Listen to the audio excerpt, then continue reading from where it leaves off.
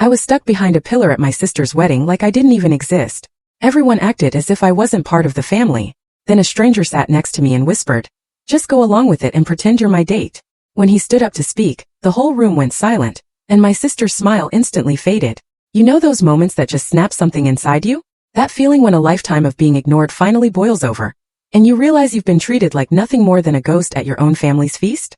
Well, that was me at my own sister's perfect picture postcard wedding, sitting in the absolute last row, tucked behind a pillar completely out of sight. Let me rewind a bit, back to the day that cream-colored invitation arrived. It was a Tuesday morning in April, about 3 months before the big day. I was living in Denver then, pouring my heart and soul into being a pastry chef at a downtown boutique bakery.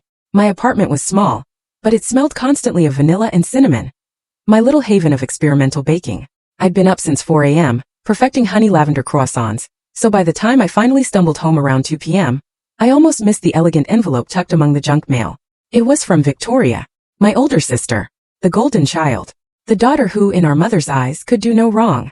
The invitation was exactly what I expected. Formal, traditional, announcing her union to someone named Gregory, a man she'd never once bothered to mention to me. You'd think I'd be happy for her, right? Sisters are supposed to celebrate these milestones together.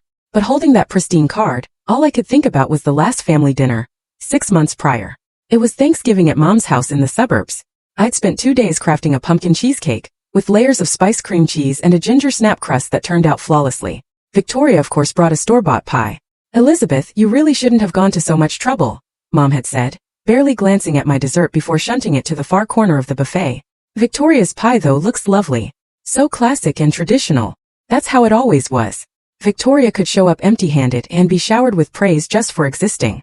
I could bring the moon on a silver platter, and it would somehow be too much, too showy, trying too hard. The wedding invitation also had a small handwritten note from Victoria, in her perfect flowing cursive. Elizabeth, I know we haven't been as close lately, but it would mean everything to have you there. You're my only sister. That evening I called her. She picked up on the 4th ring, sounding distracted. "Victoria, I got your invitation. Congratulations." "Oh good. I was worried it might get lost. Can you make it?" she asked, not if I wanted to, but could I. Of course I wouldn't miss it. "Tell me about Gregory.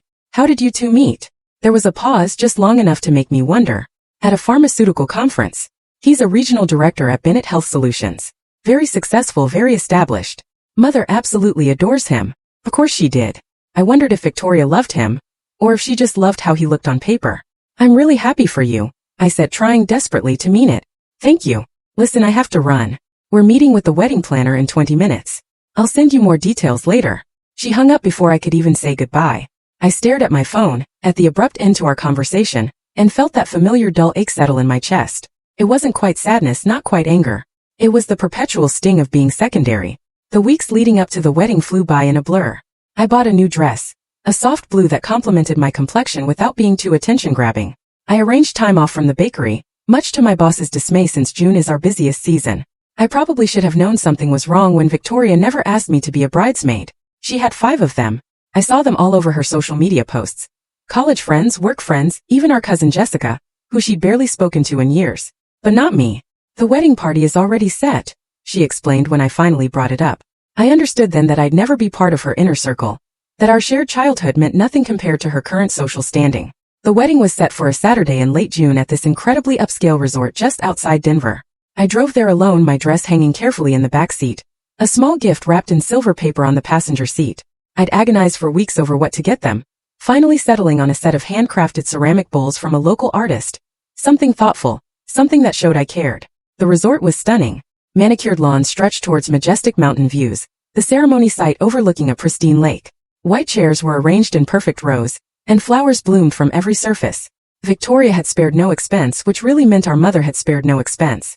This was the wedding she'd always dreamed of, the perfect culmination of her perfect daughter's perfect life. I arrived 2 hours early, hoping to find Victoria and offer my help, or at least my support. Instead, I found utter chaos. The bridal suite was buzzing with women in matching robes, champagne glasses clinking, a photographer capturing every candid moment. I knocked softly on the open door.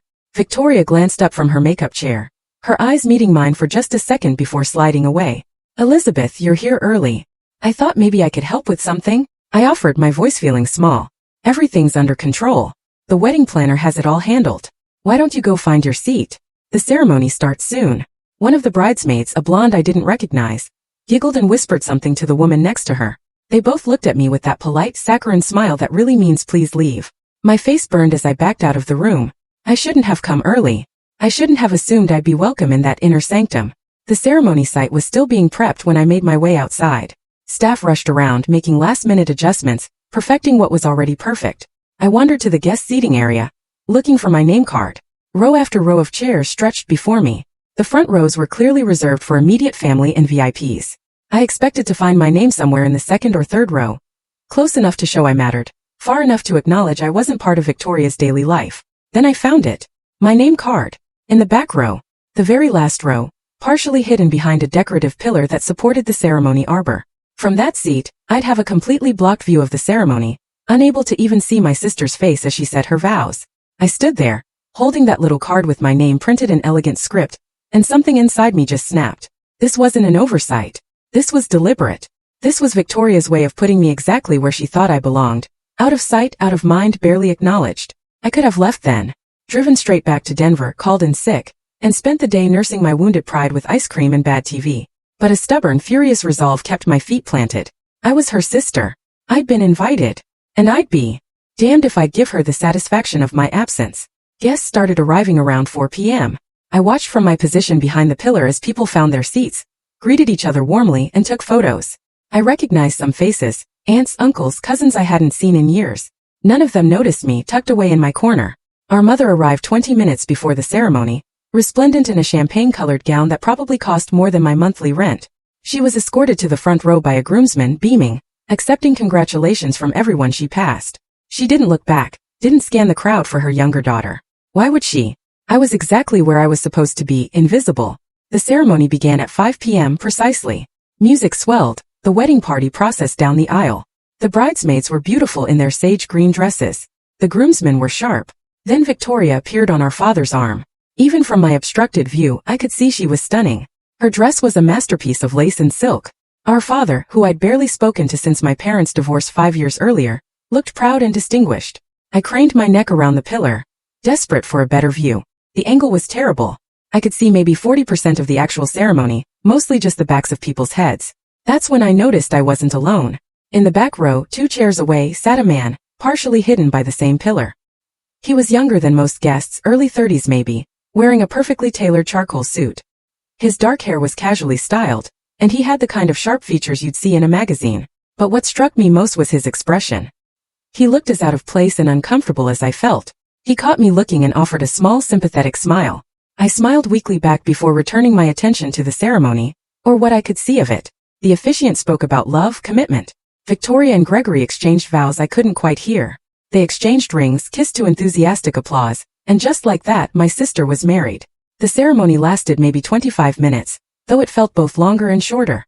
As guests began to stand and move towards the cocktail hour, the stranger from my row approached me. Up close, he was even more striking, with intelligent gray eyes that seemed to see more than they should. That was quite a view, wasn't it? His voice carried a hint of amusement. Spectacular, I replied dryly. I especially enjoyed the back of that gentleman's head in row 8. He laughed. A genuine full sound that made something in my chest loosen slightly. I'm Julian, and I'm guessing from your prime seating assignment that you're either someone's least favorite relative, or you insulted the wedding planner. Elizabeth. And I'm the bride's sister, actually. His eyebrows rose, surprise flickering across his face. Her sister? And they put you back here. Apparently, I'm not part of the wedding aesthetic. Julian studied me for a moment, and I had the distinct impression he was seeing far more than just my bitter humor. Well, that's their loss. The cocktail hour is about to start, and I have a feeling it's going to be just as awkward as the ceremony. What do you say we face it together? You don't have to pity me. I'm fine. It's not pity. It's strategic alliance. I'm here as a +1 for my business associate who couldn't make it, which means I know exactly 3 people at this wedding. And 2 of them are the couple who just got married and won't remember I exist. So really, you'd be doing me a favor. There was something so genuine in his offer, something that made me want to say yes despite my wounded pride. Before I could respond, he extended his arm in an old-fashioned gesture. Shall we? I hesitated for only a moment before linking my arm through his. Together we walked towards the cocktail hour, and for the first time since arriving at this wedding, I didn't feel completely alone. The cocktail hour was held in a spacious pavilion overlooking the lake. Julian stayed close as we navigated the buzzing crowd. People glanced our way, curiosity in their eyes, wondering who he was and why he'd attached himself to the bride's invisible sister. We found a quiet table. Julian returned from the bar with 2 glasses of wine and a plate of appetizers he'd somehow charmed a server into compiling for us. "So," he said, settling into the chair across from me, "tell me about your sister. What's she like when she's not starring in the wedding of the century?" I took a sip of wine, considering my answer. The truth felt too raw, too revealing, but something about Julian's steady gaze made me want to be honest. Victoria is perfect. Or at least, she's always worked very hard to appear perfect. Good grades, good career, good relationships. She's the daughter every parent dreams of having. And you're not. I'm the daughter who became a pastry chef instead of a doctor or lawyer. Who lives in a small apartment instead of a house with a mortgage. Who dates occasionally instead of landing a pharmaceutical director with excellent prospects. I'm the disappointment. The one who didn't follow the script. Julian selected a crab cake. Not everyone can master that craft. Try telling my mother that. She still introduces me as Elizabeth, who works with food. Like I'm flipping burgers at a fast food chain. Family dynamics can be complicated. That's a diplomatic way of saying my family is dysfunctional. I grabbed a stuffed mushroom, suddenly ravenous. I've been too nervous to eat earlier. What about you? What do you do that landed you an invitation to this event? I work in renewable energy consulting.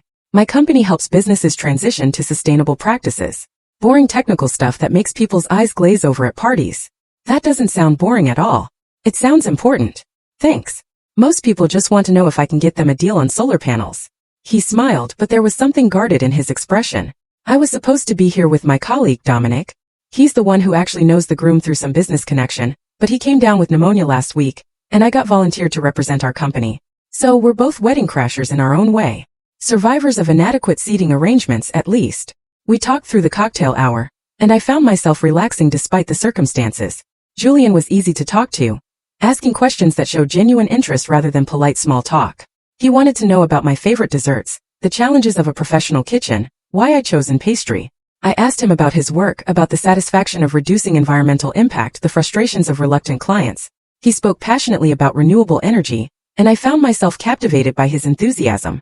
"You really believe in what you do," I observed. "Is that so surprising? Most people at my sister's wedding seem more interested in appearing successful than actually being passionate about anything." Julian's expression shifted, something calculating entering his eyes. "You notice a lot for someone who is sitting behind a pillar. When you're invisible, you learn to watch people. It's amazing what you see when no one knows you're looking." A server announced dinner in the main ballroom. Julian stood, offering his hand. "Ready to see if your seating assignment for dinner is any better?" It wasn't. The reception hall was gorgeous, adorned with thousands of dollars worth of flowers. Place cards directed guests to their assigned seats. I found my name at a table in the far corner, positioned so I'd have to crane my neck to see the head table. The chairs around me were empty, suggesting I'd been placed with the overflow guests, the people who had to be invited but didn't quite fit anywhere else. Julian appeared at my elbow, his own place card in hand. Interesting. I'm at the opposite end of the room, almost like someone wanted to make sure the unimportant guests were spread out, so we wouldn't cluster and make the seating chart look unbalanced. "This is ridiculous." The words came out sharper than I intended, frustration finally breaking through my careful composure. I'm her sister, her only sibling, and she's treating me like I'm some distant acquaintance she felt obligated to invite. You know what? Screw the seating chart. Julian plucked my place card from the table and pocketed it, along with his own. "Come on, what are you doing?" "Improvising. Just follow my lead and pretend you're my date." Before I could protest, he guided me toward a table much closer to the head table, one clearly designated for important guests. He pulled out a chair for me, his hand warm on my back as I sat, then settled into the seat beside me with the confidence of someone who belonged exactly where he was. "Julian, we can't just. We can and we did. If anyone asks, there was a mix-up with the seating assignments, and we're fixing it ourselves. Trust me." The table quickly filled with guests who seemed to know each other well. They were Gregory's business associates, people from the pharmaceutical industry who spoke in acronyms and trade terms I didn't understand. They greeted Julian with familiarity, and he responded with easy confidence. A woman named Patricia, who introduced herself as the VP of Operations at Bennett Health Solutions, smiled warmly at me. "And you must be Julian's girlfriend. He's been keeping you a secret." I opened my mouth to correct her, but Julian smoothly interjected. "Elizabeth prefers to stay out of the spotlight. She's not one for corporate events usually, but she made an exception for this wedding." "How sweet. And how do you know the bride and groom?" "Elizabeth is Victoria's sister, actually." Patricia's eyebrows lifted in surprise. "Oh, I had no idea Victoria had a sister." She never mentioned it during any of our meetings about the wedding arrangements. Her smile faltered slightly, as if realizing how that sounded. I mean, I'm sure it just never came up in conversation. I'm sure, I replied, keeping my voice neutral, even as the comment stung. My sister had worked closely enough with Gregory's colleagues to plan aspects of this wedding, and she'd never once mentioned having a sister. Dinner was served in elaborate courses, but I barely tasted it. I was too aware of Julian beside me, of the way he played his role as my date with convincing ease. His hand occasionally touched my shoulder or back in small gestures that looked casual but felt intentional. He included me in conversations, deferred to my opinions, made me feel visible in a way I hadn't felt since arriving at this wedding. Between courses, Gregory's father stood to give a speech. He talked about his son's accomplishments, how proud he was to welcome Victoria into their family. My mother stood next. Her speech was shorter but no less effusive. She spoke about Victoria's childhood, her determination, her grace, how she'd always known Victoria would achieve great things. She talked about mother-daughter shopping trips, cake tastings, all the precious moments they'd shared. She didn't mention me. It was as if I'd been edited out of the family history entirely. I felt Julian's hand find mine under the table, his fingers intertwining with mine in a gesture of support. I squeezed back, grateful for the anchor. Then came the best man, then the maid of honor, with stories about Victoria's perfectionism and romantic nature. I waited for someone to mention me, to acknowledge my existence in even the most minimal way. But speech after speech passed and my name never came up. I was the ghost at the feast, present but unseen. Dessert was served. An elaborate tiered creation of chocolate and raspberry. It looked impressive but utterly lacked flavor. The ganache was too sweet, the cake layers too dry. As a professional, I couldn't help but critique it, and Julian noticed my expression. Not up to your standards. It's beautiful, but beauty isn't everything. The execution is off. The chocolate is masking the raspberry instead of complementing it, and the texture is too dense. Could you do better? In my sleep, the words came out more confident than I felt, but they were true. I might be the family disappointment in every other area, but in the kitchen I knew my worth. I believe you, Julian said simply. After dessert, the reception transitioned into dancing.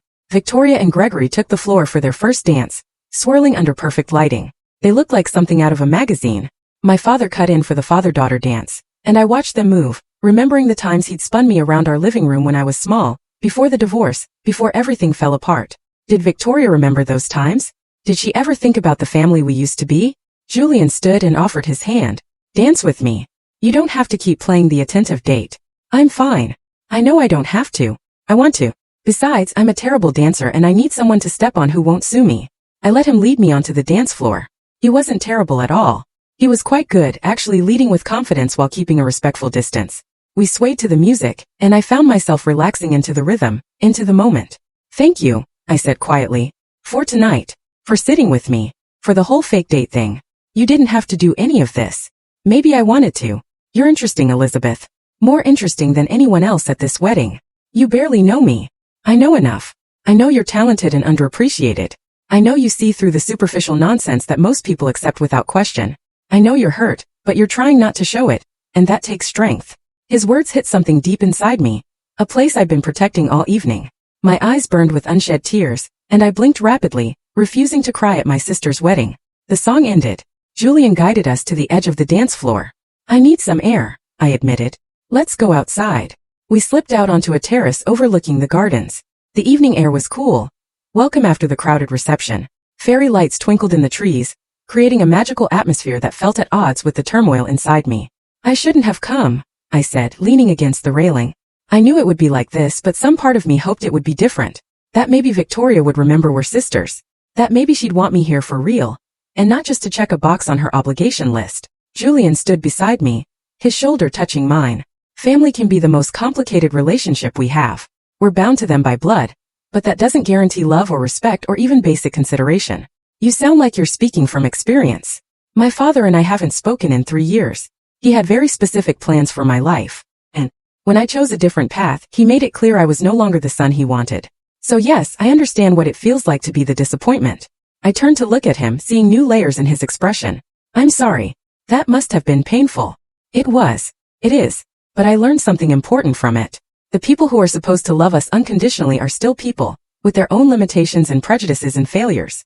Sometimes the family we choose matters more than the family we're born into. Is that what tonight is?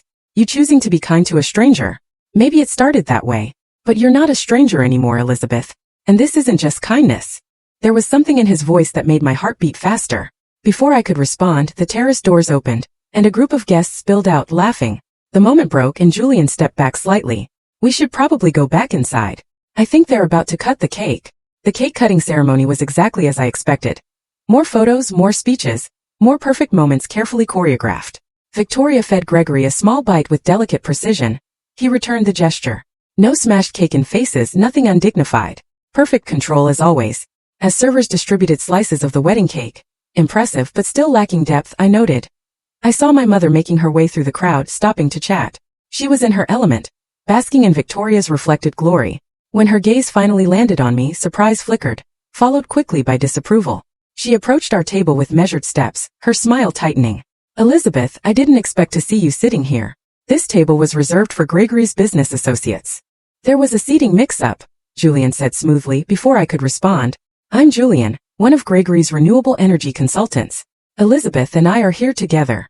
My mother's gaze swept over Julian, taking in his expensive suit and confident demeanor. I could see her recalculating, reassessing my presence based on the caliber of my companion. I see. Well, it's lovely to meet you, Julian. I'm Eleanor, Victoria's mother. She emphasized the words as if to remind me of my place in the hierarchy. I wasn't aware Elizabeth was seeing anyone. We've been keeping things quiet, Julian replied, his hand finding mine on the table. Elizabeth is quite private about her personal life. Yes, she is. Eleanor's smile didn't reach her eyes. Elizabeth, dear, I hope you're enjoying the wedding. Victoria worked so hard to make everything perfect. It's beautiful, I said, forcing the words out. She must be very happy. She is. Gregory is exactly the kind of man I always hoped she'd marry. Successful, established from a good family. It's everything a mother could want for her daughter. The unspoken comparison hung in the air between us. Unlike you, who works in a bakery and lives alone and has nothing to show for your life. Julian's grip on my hand tightened slightly. A silent show of support. Elizabeth was just telling me about her work as a pastry chef. It sounds incredibly demanding. Not everyone has the talent or discipline to succeed in that field. Eleanor's expression flickered with annoyance at having her implied criticism deflected. Yes, well, we all have our different paths. I should get back to the other guests. Do try to enjoy yourself, Elizabeth. She swept away, leaving a trail of expensive perfume and maternal disappointment in her wake. That was unpleasant, Julian observed when she was out of earshot. That was my mother on a good day. You should see her when she's really trying to make a point. I'm starting to understand why you were sitting behind that pillar. The evening wore on. The band played. People danced. Victoria and Gregory made their rounds. I watched them work the room with practiced efficiency, noting how they spent more time with some guests than others, carefully maintaining the hierarchy of importance. They reached our table eventually, Gregory leading with a politician's smile. Up close, I could see he was handsome in a conventional way but lacked character. His handshake was firm but perfunctory when Julian introduced himself. Then Victoria's eyes landed on me, and something complex passed across her face. Surprise. Definitely discomfort. Perhaps she'd forgotten I was even here, tucked away in my assigned corner. Elizabeth, you look lovely, she said, her voice carrying that careful politeness people use with acquaintances they don't quite remember. Thank you. The wedding is beautiful, Victoria. Congratulations. I'm so glad you could make it, and I see you've met some of Gregory's colleagues. Her gaze slid to Julian with curiosity. I don't believe we've been introduced properly. Julian, I work with Gregory on sustainability initiatives for Bennett Health Solutions, and I have the pleasure of being Elizabeth's date this evening. Victoria's eyes widened slightly. This was clearly news to her. Oh, I didn't realize you were seeing anyone, Elizabeth. How wonderful. The way she said it, with that slight emphasis on the word wonderful, suggested she found it more surprising than genuinely wonderful, as if she couldn't quite believe someone like Julian would be interested in someone like me. We've been dating for a few months, Julian continued, his arm sliding around my waist in a gesture that looked natural and possessive. Elizabeth is remarkable. I count myself lucky she tolerates my workaholic tendencies. How nice, Victoria said, though her smile had frozen slightly. Well, we should continue making our rounds. So many people to thank, but let's catch up properly soon, Elizabeth. I feel like we haven't really talked in ages. They moved on, and I released a breath I didn't know I'd been holding. That was surreal. Julian murmured. She seems surprised to see you looking happy. Victoria isn't used to me having anything she might consider valuable, including a handsome date who impresses her new in-laws. So you think I'm handsome? Julian's eyes danced with amusement. Don't let it go to your head. You're objectively attractive. It's not a personal observation. Of course not. Purely objective. Around 10 p.m., the wedding coordinator announced that the bride and groom would be leaving shortly. Guests were invited to line up outside with sparklers. I debated skipping this part, but Julian convinced me. You came this far? Might as well see it through to the end. We stood in line, sparklers distributed, and when Victoria and Gregory emerged, we held our sparkling lights high with everyone else. They ran through the corridor of light, laughing and waving, before climbing into a luxury car.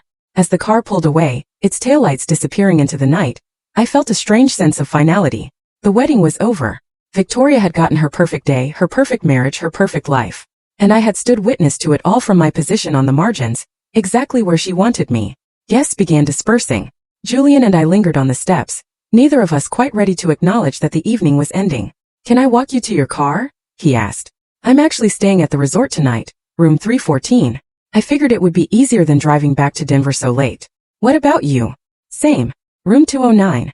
My colleague had already booked the room before he got sick, so it seemed wasteful not to use it.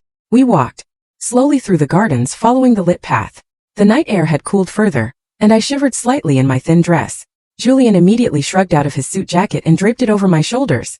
A gesture so classic and unexpected that I almost laughed. You don't have to do that. I'm fine. Humor me.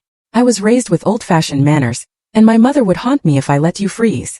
His jacket was warm and smelled like expensive cologne mixed with something uniquely him. I pulled it closer, grateful for both the warmth and the excuse to keep something of his with me a little longer.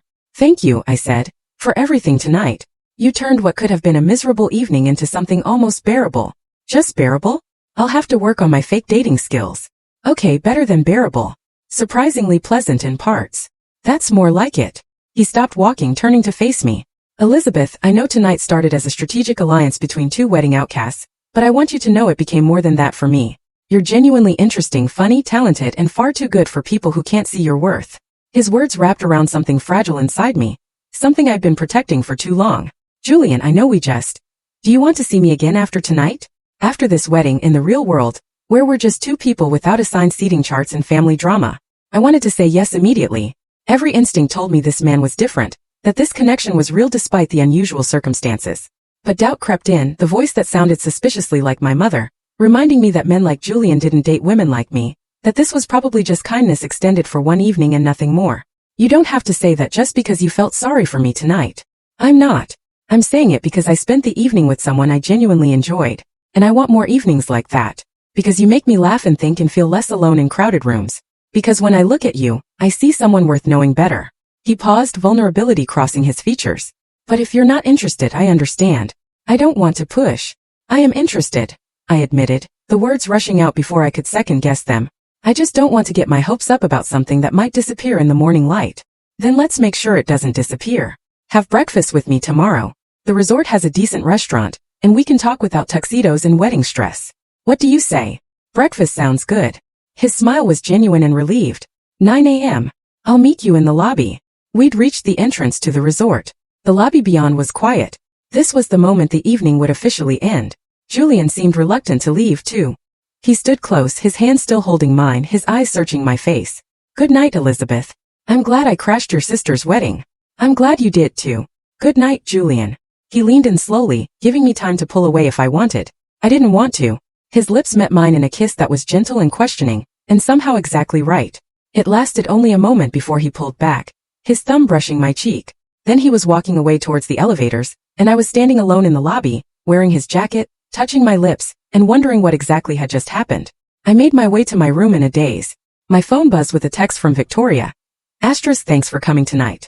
It meant a lot to have you there. Asterisk, I stared at the message for a long moment. It meant a lot? Really? Was that why she'd relegated me to the worst seat in the house? Why she'd never mentioned having a sister? Why she'd look surprised to find me at a decent table? I typed and deleted several responses before settling on something non-committal. Asterisk, congratulations again. The wedding was beautiful. Asterisk, she responded immediately. Asterisk, we should definitely get together when I'm back from the honeymoon. I want to hear all about your new boyfriend. He seems very successful. Asterisk, of course, that's what she'd taken away from the evening. Not that I'd been there supporting her, not that we'd barely spoken, but that I'd shown up with an impressive date. That was the only thing that made me visible to her. I didn't respond. Instead, I set my phone aside and stared at the ceiling, processing the emotional whiplash of the entire day. I'd come to this wedding expecting to feel like an outsider, and I'd been proven right in the worst ways. But I'd also met Julian, had those hours of feeling seen and valued, and now I had breakfast to look forward to in the morning. Sleep came slowly, my mind replaying moments from the evening. Victoria's perfect smile, my mother's dismissive comments, Julian's hand in mine, the sparklers lighting up the night sky. Tomorrow I'd go home to Denver, back to my apartment, my job, my regular life. But something had shifted tonight. Some fundamental understanding about my place in my family and my own worth. I woke around 8 the next morning to sunlight streaming through the curtains. For a moment, I couldn't remember where I was. Then the previous day came flooding back, bringing with it a mix of emotions I wasn't quite ready to face. I showered and dressed carefully in casual clothes, trying to look effortlessly pretty without seeming like I was trying too hard. The irony wasn't lost on me. After spending an entire wedding being invisible, I was now worried about making a good impression on a man I just met. Julian was waiting in the lobby at 9 a.m. exactly, looking refreshed in jeans and a navy sweater that made his gray eyes even more striking. He smiled when he saw me, a genuine expression that made my stomach flutter. "Good morning. You look beautiful. You look pretty good yourself." Is that my line though? Aren't men supposed to be the ones getting compliments? I believe in equal opportunity compliments. Come on. I heard they make excellent waffles here. The restaurant was moderately busy, but we found a quiet table by the window overlooking the lake. Over breakfast we talked more freely. Julian told me about his work, about a challenging project with a manufacturing company resistant to change. I told him about the bakery, my temperamental boss, the satisfaction of creating something beautiful and delicious. "You light up when you talk about baking," Julian observed, cutting into his waffle. "It's obvious you love what you do." "I do. It's the one area of my life where I feel completely confident. No second guessing, no wondering if I'm good enough. I know I'm good at what I do." "Then why do you let your family make you feel otherwise?" The question was direct, almost confrontational, but his tone remained gentle. I set down my fork, considering. Because they're my family. Because some part of me still wants their approval even though I know I'll never get it. Not the way Victoria gets it anyway. What if you stopped wanting their approval? What if you decided your opinion of yourself mattered more than theirs? Easier said than done when you've spent your whole life being compared to someone and coming up short. Julian reached across the table, his hand covering mine. "For what it's worth, I think you're extraordinary. And I don't say that lightly." We finished breakfast and walked outside, neither of us quite ready to part ways. The morning was beautiful, the kind of June day that promised summer. "I should probably get on the road soon," I said reluctantly. "I have work tomorrow and I need to prep some things." "Before you go, can I ask you something?" Julian's expression turned serious. "Last night, watching how your family treated you, seeing how they've made you feel small and unimportant, it made me angry. Not just sympathetic, but genuinely angry on your behalf." "That's kind of you. But I'm not finished. What if there was a way to change the narrative, to make them see you differently, to give you back some of the power they've been taking from you all these years?" I studied his face, trying to understand where this was going. "What do you mean?" "I mean, what if we continued this? Not fake dating, but real dating? What if we spent time together, built something genuine, and along the way showed your family that you're not the disappointment they've painted you as?" "Julian, I'm not going to use you to make my family jealous. That's not fair to you. You wouldn't be using me. I'm offering because I want to see you again regardless. But I also want to help you if I can. Think about it. Your sister just married a pharmaceutical executive, right? Well, I happen to be someone her new husband's company needs. Someone who could make things very interesting for them." A chill ran through me that had nothing to do with the morning air. "What are you saying exactly?" Julian's expression shifted, becoming more calculating than I'd seen before. "I'm saying that Gregory's company, Bennett Health Solutions, has been in talks with my firm about a major sustainability overhaul. It's a multi-million-dollar project that would significantly improve their environmental impact and their public image. I'm one of the lead consultants on the proposal. And you'd use that as leverage somehow?" "Not leverage exactly. Just an opportunity to remind them that people they overlook might be more important than they realize. Your family, especially Victoria, seems very invested in status and success. What if you suddenly had access to that world through me? What if they had to see you differently?" I should have said no. I should have thanked him for the thought but explained that revenge wasn't my style, that I was above such pettiness. But standing there in the morning light, remembering every slight and dismissal from the night before, something darker whispered that maybe I deserved a little vindication. "This feels manipulative," I said slowly. "Is it more manipulative than seating you behind a pillar at your own sister's wedding? Than never mentioning you have a sister to colleagues she worked with on planning? Than your mother pretending you don't exist in her speeches?" Julian's voice was passionate. "Sometimes the people who hurt us need to be shown consequences. Not cruelty, just consequences. What would this actually look like? I'm not going to sabotage anyone's business or career. I'm not that person. Nothing like that. I'm talking about visibility, about making sure you're present and acknowledged at future family events, about your sister and mother realizing that dismissing you means potentially damaging relationships that matter to Gregory's career, about you finally getting the respect you deserve, even if it starts from a place of obligation, rather than genuine affection. It was twisted logic and I knew it. But it was also seductive. How many years had I spent being invisible? How many family gatherings had I endured being treated as lesser? The thought of Victoria being forced to acknowledge me, to include me, to treat me like I mattered, it was intoxicating. I need to think about this, I said finally. Of course, take all the time you need. But Elizabeth, whether you agree to any of this or not, I meant what I said about wanting to see you again. That part is real. No manipulation involved. We exchanged phone numbers before parting. Julian kissed me goodbye. Another gentle kiss that made my heart race. And then I was driving back to Denver, my thoughts in turmoil. The next week passed in a blur of work and confusion. Julian texted me daily. Casual messages about his day that gradually built into longer conversations. We talked about everything and nothing. Books we'd read, places we wanted to travel, childhood memories. He never pushed about his proposition, never brought up Victoria or revenge. He just talked to me like I was someone worth knowing. On Friday he called. I have a business dinner next Thursday in Denver. A potential client I'm trying to woo. Would you want to join me? Fair warning, it might be boring corporate talk, but I'd love your company. Are you sure? I don't know anything about renewable energy consulting. That's exactly why I want you there. You'll keep me honest, keep the conversation from disappearing completely into jargon. Plus, the restaurant is supposed to have an incredible pastry chef. I thought you might enjoy critiquing their desserts. I laughed despite myself. You're bribing me with professional reconnaissance? Is it working? Yes. What's the dress code? Thursday arrived faster than I expected. I left work early, changing into a black dress that was elegant without being flashy. Julian picked me up at 7 p.m., looking devastatingly handsome in a dark suit. The restaurant was upscale, the kind of place where the menu doesn't list prices. Julian's client was already there. A middle-aged woman named Patricia, who I recognized from Victoria's wedding.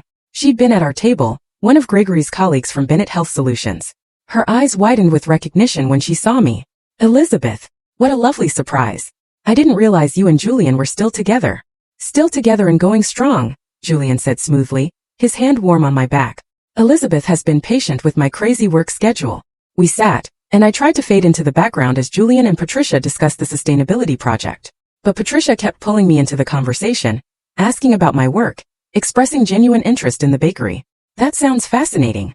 I have such respect for people who work with their hands, who create tangible things. My job is all spreadsheets and conference calls. Sometimes I miss making something real. The dinner progressed pleasantly, and when dessert arrived, a deconstructed lemon tart with lavender cream, I couldn't help offering my professional opinion. The components are technically excellent, but they're fighting each other rather than creating harmony. The lavender is too strong, overwhelming the lemon instead of complementing it. Patricia leaned forward with interest. Could you fix it? If you were making this, what would you change? I found myself explaining the balance of flavors, the importance of letting each element shine without dominating. Julian watched me with something like pride, and Patricia listened intently, asking follow-up questions. You know, we're planning a major corporate event in August, Patricia said as coffee was served. A celebration for the successful completion of our sustainability project. Assuming Julian's team delivers everything they've promised, of course. She smiled at him. We haven't settled on a caterer yet. Would your bakery be interested in handling the desserts? I blinked, caught off guard. We're a small operation. I'm not sure we'd have the capacity for a large corporate event. Let me rephrase. Would you personally be interested in creating desserts for the event? We could work around your schedule, and I'm authorized to offer very competitive compensation. Julian squeezed my hand under the table. A silent show of support. Elizabeth's work is exceptional. You'd be lucky to have her. I'd need to talk to my boss, make sure it wouldn't conflict with bakery commitments, but yes, I'd be interested in discussing it further. Patricia smiled warmly. Excellent. I'll have my assistant reach out to you next week with details. And Julian, excellent choice in girlfriend. She's delightful. After dinner, Julian drove me home. I was quiet, processing what had just happened. At my apartment building, he parked and turned to face me. That was quite an evening, he said. Did you plan that? The dessert conversation? Patricia offering me that job. I didn't plan anything. I told Patricia we were having dinner with her, and I mentioned you were a pastry chef. The rest was all her genuine interest and your talent speaking for itself. But you knew she might offer me something. I hope she might see what I see, that you're incredibly skilled at what you do and deserve opportunities to showcase that talent. Is that so wrong? I studied his face in the dim light from the street lamp. I can't tell if you're genuinely trying to help me, or if this is all part of some elaborate revenge plot. Can't it be both? I care about you, Elizabeth. That's real. But I also think the people who've dismissed you might benefit from a dose of reality, through them having to acknowledge your talent and value because it affects things they care about. This is complicated. The best things usually are. He reached over, tucking a strand of hair behind my ear. For what it's worth, I'm falling for you. That complicates things too. But I'm not sorry about it. My breath caught. Julian, you don't have to say anything. I just wanted you to know where I stand. Now go inside before I do something impulsive, like kiss you senseless in front of your building. I got out of the car but leaned back through the window. I'm falling for you too, just so you know. His smile could have lit up the entire city. Good. That makes what comes next easier. What comes next? Patience. You'll see. The following week, Patricia's assistant called with details about the corporate event. It would be in mid-August, celebrating the completion of Bennett Health Solutions' transition to sustainable practices. They wanted an elaborate dessert spread for 200 guests, and they were offering 3 times my usual rate. I discussed it with my boss, who was thrilled at the prospect. We worked out an arrangement. I'd use the bakery kitchen during off hours, the bakery would get credited, and I'd receive the bulk of the payment. Julian and I fell into a pattern over the next few weeks. Dinners, movies, long conversations that stretched late into the night. He was easy to be with, making me laugh and challenging me to think differently. The physical attraction was undeniable. But what surprised me was how much I enjoyed simply being around him. We didn't talk much about Victoria or my family during those weeks. It was like we created a bubble where that drama didn't exist, where I could just be myself without the weight of family expectations. Then 6 weeks after the wedding, Victoria called. Elizabeth. Hi, sorry I haven't been in touch since the honeymoon. Things have been crazy with settling into married life. No worries. How was the trip? Incredible. The Maldives were everything we hoped for. Listen, I wanted to see if you were free for lunch this Saturday. I feel like we haven't really talked in forever, and I want to catch up properly. I almost said no out of habit, but then I thought about Julian's words about visibility and respect. Sure, I can do lunch. Where did you have in mind? We met at an upscale bistro near her new house, the kind of place where Victoria felt comfortable. She looked tanned and relaxed, the picture of newlywed bliss. We ordered salads and made small talk about the honeymoon. Her new neighborhood, Gregory's work. So, she said finally, tell me about Julian. You two seemed quite close at the wedding, but you never mentioned you were seeing anyone. It's relatively new. We met a few months ago.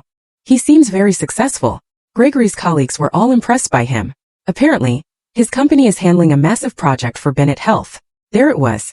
The real reason for this lunch. Not sisterly bonding, but fishing for information about someone who mattered to her husband's career. Julian's very good at what he does, I said neutrally. I'm just surprised you never mentioned him before. I mean, I told you all about Gregory when we started dating. Had she though? I remembered stilted phone calls where she'd mentioned a boyfriend but provided few details. But pointing that out would only create conflict, and I was curious to see where this conversation was heading. I tend to keep my personal life private. Well, I'm glad you're happy. And I heard you're doing the desserts for the Bennett Health event in August? That's wonderful. Gregory mentioned Patricia was very impressed with you. It's a good opportunity. Victoria stirred her salad absently. Listen, I wanted to apologize if things felt weird at the wedding. I know the seating arrangement wasn't ideal, and I feel bad that we didn't get much time to talk. The seating arrangement? She had the grace to look uncomfortable. That was the wedding planner's mistake. She didn't understand family dynamics, and by the time I saw the setup, it was too late to change things without causing chaos. You could have mentioned having a sister to Gregory's colleagues. To anyone. But you didn't. That's not fair. Of course people know I have a sister. Patricia didn't. She was surprised at the wedding when Julian mentioned it. She said you'd never brought it up during all your planning meetings. Victoria's face flushed. I don't talk about my personal life at work. That doesn't mean I'm hiding you, doesn't it though? When was the last time you invited me to anything? When did you last call just to talk? Not because you needed something or had an obligation. Elizabeth, you're being dramatic. We are sisters. Of course we have a relationship. Do we? Because from where I'm sitting we have a biological connection and not much else. You treat me like an afterthought, like someone you have to include out of duty, but would rather forget. Victoria set down her fork, her composure cracking slightly. Is that really what you think? That I don't care about you? I think you care about me the way you care about distant cousins. Present at major events but not really part of your life. And honestly I've accepted that. What bothers me is the pretense. Don't invite me to lunch and act like we're close when we both know we're not. Fine. You want honesty? I'll give you honesty. You made choices that embarrassed our mother. You chose a career path that she couldn't brag about to her friends. You refused to conform to the expectations we grew up with. And yes, that created distance between us. I'm sorry if that hurts your feelings, but it's the truth. Her words confirmed what I'd always suspected but never heard spoken aloud. I wasn't the disappointment because I'd failed. I was the disappointment because I'd refused to compete on their terms. Thank you for finally being honest, I said quietly. But here's some honesty back. I'm not embarrassed by my choices. I love what I do and I'm good at it. If that's not enough for you or mother, that's your problem, not mine. And I'm done apologizing for being myself. I stood, placing enough cash on the table to cover my meal. Thanks for lunch, Victoria. And congratulations again on your marriage. I hope it brings you everything you're looking for. I left before she could respond, my hands shaking as I walked to my car. The conversation had been brutal but necessary. Something inside me had shifted. Some fundamental refusal to keep accepting crumbs of affection from people who saw me as lesser. Julian called that evening. I told him about the lunch, about Victoria's admission, about how I'd finally stood up for myself. I'm proud of you, he said. That took courage. It felt good. Terrifying but good. Like I finally said things that needed saying. Are you ready for the next step? Not just as the pastry chef. I want you visible and acknowledged and impossible to dismiss. Are you ready for that? I thought about Victoria's face during our lunch, about my mother's dismissive comments at the wedding, about all the years of being treated as less than. Yes, I said. I'm ready. The next 3 weeks passed in a flurry of preparation. I worked obsessively on the dessert menu, creating elegant individual portions that would be both beautiful and delicious. Chocolate raspberry tarts with gold leaf, lemon panna cotta with edible flowers, miniature opera cakes with perfect layers, honey lavender macarons that melted on the tongue. Each piece was a work of art, proof of my skill and dedication. Julian helped where he could, taste testing components and offering honest feedback. Our relationship had deepened during this time, moving from the exciting uncertainty of new romance into something more solid. I was in love with him. Though I hadn't said the words aloud, I suspected he felt the same. The night of the event arrived. It was being held at an elegant space downtown. All glass walls and modern architecture. I'd spent the afternoon setting up the dessert display, arranging each piece on tiered stands with strategic lighting to highlight the artistry. I changed into a stunning emerald dress Julian had insisted on buying me, telling me I needed to look as impressive as my desserts. My hair was styled in soft waves, my makeup flawless. When Julian saw me, his expression made the effort worthwhile. You're breathtaking, he said simply. You clean up pretty well yourself. The event was already in full swing when we made our entrance. 200 guests mingled, pharmaceutical executives, city officials, business leaders. I spotted Gregory and Victoria across the room, deep in conversation. My mother was there too, looking elegant in champagne silk. Patricia spotted us immediately and rushed over. Elizabeth, the desserts are stunning. Everyone is already talking about them. You've outdone yourself. Thank you. I'm glad they've been well received. Meet them? You've exceeded them by miles. Come. I want to introduce you to some people. The next hour was surreal. Patricia pulled me from group to group, introducing me as the talented pastry chef responsible for the incredible desserts. People complimented my work, asked about my training, requested business cards. I was visible in a way I'd never been at family events, acknowledged for my actual skills rather than dismissed for my choices. Julian stayed close, his presence both supportive and strategic. He made sure to mention our relationship to everyone we spoke with, positioning me not just as the chef but as his partner. In this world that valued connections and status, being Julian's girlfriend carried weight. I watched Victoria notice us from across the room, saw her expression shift from confusion to recognition to something that looked like discomfort. She said something to Gregory, and they both looked our way. They've spotted us, Julian murmured in my ear. Ready for what? To remind them you exist. Before I could respond, Gregory was approaching with Victoria beside him. Up close he looked strained, his smile not quite reaching his eyes. Julian, Elizabeth, good to see you both. Elizabeth, I've heard nothing but praise for your desserts. Very impressive work. Thank you. I'm pleased they've been well received. Victoria stood slightly behind Gregory, her expression carefully neutral. Hi, Elizabeth. Everything looks beautiful. Thank you, Victoria. An awkward silence stretched between us. Finally, Gregory broke it. Julian, I was hoping we could discuss the final phase of the sustainability project. There are some budget considerations we need to address. Of course. Elizabeth, would you excuse me for a few minutes? I nodded, and the two men moved away, leaving me alone with Victoria. The moment felt heavy with unspoken words. You've been busy, Victoria said finally.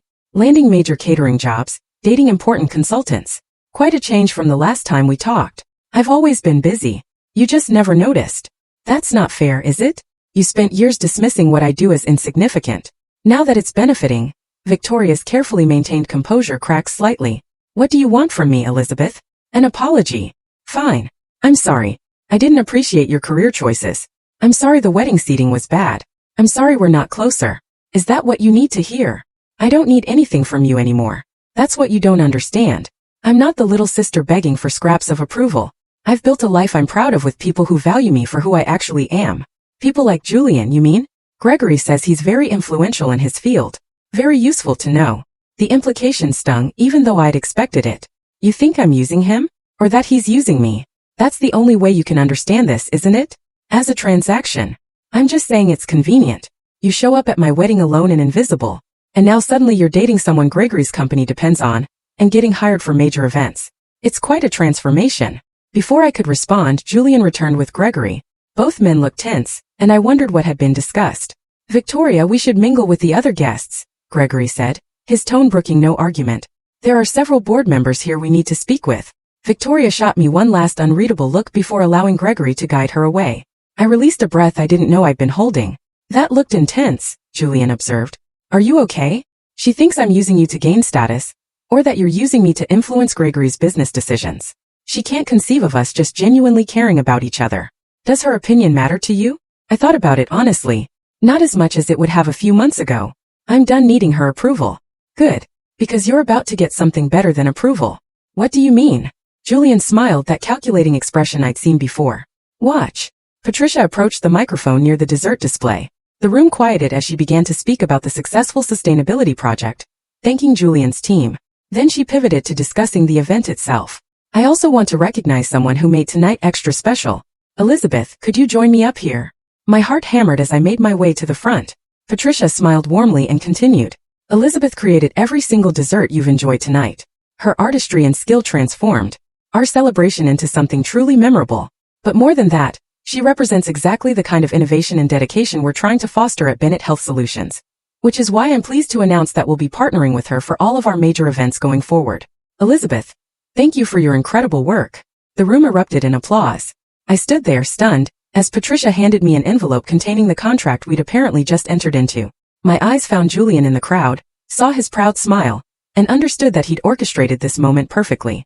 Then I found Victoria. She stood next to Gregory, clapping along with everyone else, but her expression was complex. Surprise, certainly discomfort, maybe even a hint of respect she'd never shown before. Our mother stood beside them, looking equally shocked. For the first time in my life, I was the center of attention in a room that included my family. And it was because of my own merit, my own skills, my own worth. Not because I'd married well or achieved conventional success, but because I'd excelled at something I loved. The applause faded, and I returned to Julian's side. He pulled me close, kissing my temple. How does it feel? He whispered. Like vindication. Like finally being seen. You were always worth seeing. They were just too blind to notice. The evening continued, but everything had shifted. People sought me out specifically now, not as Julian's girlfriend or Victoria's sister, but as Elizabeth, the talented pastry chef with a bright future. My mother approached eventually, her smile tight but present. Congratulations, dear. That was quite an announcement. Thank you, Mother. I suppose your career choice has worked out after all.